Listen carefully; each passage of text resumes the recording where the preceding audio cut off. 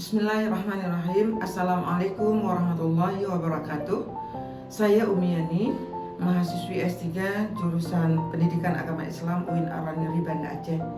Pada video kali ini, saya akan mencoba membahas konsep pembelajaran yang mencakup di dalamnya teori pembelajaran dan belajar, model pembelajaran inovatif, model pembelajaran PAIKEM, model pembelajaran PAI berbasis IT, dan yang terakhir, tujuan pembelajaran khususnya pada aspek afektif. Semua ini bersumberkan dalam jurnal dan buku yang telah saya review sebelumnya. Nah, sahabat-sahabatku semuanya, yang pertama saya akan mencoba membahas tentang teori pembelajaran dan belajar. Pada hakikatnya, belajar itu merupakan aktivitas sadar yang dilakukan oleh individu melalui latihan, kebiasaan, dan pengalaman untuk menghasilkan perubahan tingkah laku berupa kognitif, afektif, dan psikomotor. Al-Quran juga memandang bahwa aktivitas belajar merupakan sesuatu yang sangat penting dalam kehidupan manusia. Maka kita jangan berpikir bahwa kegiatan belajar itu sekedar hanya mencatat, mengetahui, dan hanya mendengar saja. Tetapi kegiatan belajar itu juga merupakan penyampaian, menelaah, mencari, dan mengkaji, serta meneliti. Sebagaimana yang tercantum dalam surat Al-Alaq ayat 1-5. Al-Zarnuji juga memperdalam masalah ini. Belajar itu bernilai ibadah dan mengantarkan seseorang memperoleh kebahagiaan dunia dan akhirat. Imam Ghazali menambahkan bahwa belajar dilihat dari dua pendekatan, yaitu pendekatan taklim insani dan pendekatan taklim rabbani. Selanjutnya, Profesor Dr. M. Siri Danga menyebutkan teori belajar dalam Islam itu ada 4, yaitu teori fitrah, teori psikologi daya, teori konektivisme, dan teori Gestalt. Selain teori yang saya sebutkan di atas, juga perlu kita pelajari teori konstruktivisme, cybernetik, behavior, dan humanistik. Pembahasan selanjutnya tentang model pembelajaran inovatif. Model pembelajaran inovatif merupakan kerangka konseptual yang melukiskan prosedur yang sistematis dalam mengorganisasikan pengalaman belajar untuk mencapai tujuan pembelajaran.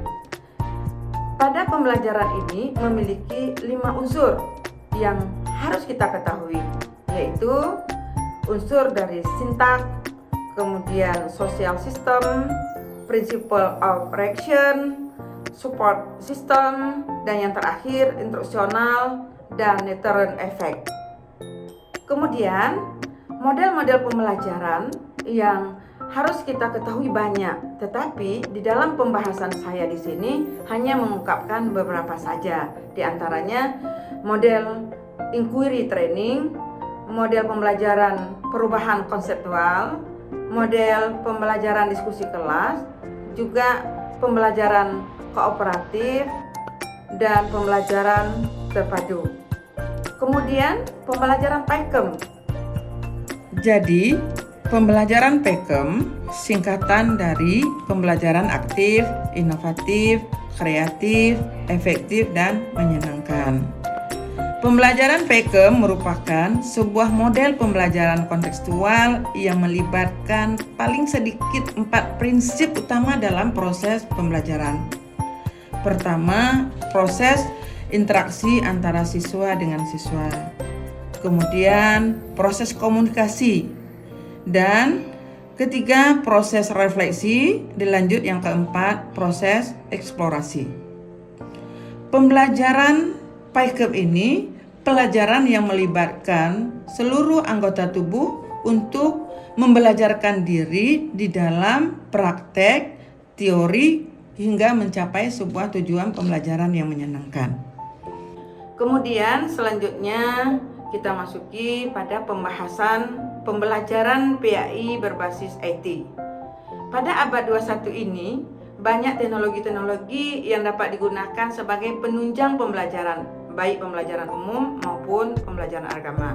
Kita lihat pada masa pandemi, anak-anak belajar di rumah, tetapi dengan menggunakan alat komunikasi dengan guru, baik secara virtual maupun melalui WA atau melalui classroom.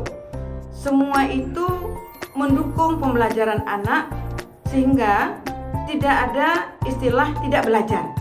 Berarti teknologi pembelajaran ini sangat dibutuhkan oleh guru di era seperti sekarang ini. Apalagi di abad kemajuan zaman ini, semua guru dituntut untuk bisa menggunakan alat teknologi ini, baik untuk mengembangkan diri sendiri maupun mudah untuk menggunakan pada sesi pembelajaran di dalam kegiatan belajar mengajar di dalam kelas maupun di luar kelas. Pada dasarnya, menggunakan teknologi sebagai media pembelajaran banyak membawa efek positif kepada kita semua. Namun tidak menutup kemungkinan menggunakan teknologi itu juga bisa membawa efek negatif terhadap siswa, terkhusus pada ranah afektif dan psikomotor. Ketika kita melakukan sebuah proses, apapun itu, bentuknya bagaimanapun itu perlu adanya catatan untuk menuju sebuah tujuan. Tujuan pembelajaran ranah efektif. Hakikat penciptaan manusia fitrahnya diarahkan kepada tuntunan pelaksanaan kewajiban sebagai pribadi yang abid, yaitu menghambakan diri pada Allah dan menjadi khalifah untuk tugas mengelola dan mendayagunakan alam semesta bagi kemanfaatan hidup manusia di atas bumi.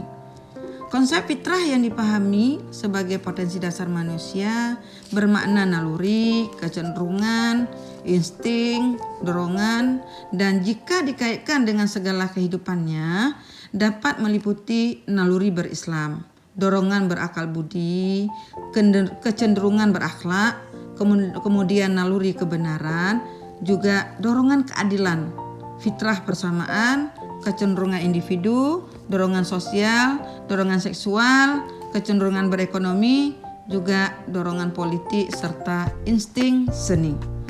Reformulasi tawaran konsep taksonomi ranah efektif dalam pembelajaran PAI dengan masih mempertahankan unsur-unsur praktek dari Bloom melalui penekanan unsur-unsur taklim dari sumber Al-Quran, yaitu imani yang di dalamnya ada lil i'tiqadi, juga lil talaqi, juga adanya unsur islami yaitu niat al-rad, takzim, tahqiq, al-ikhlas, yang terakhir adalah ihsan.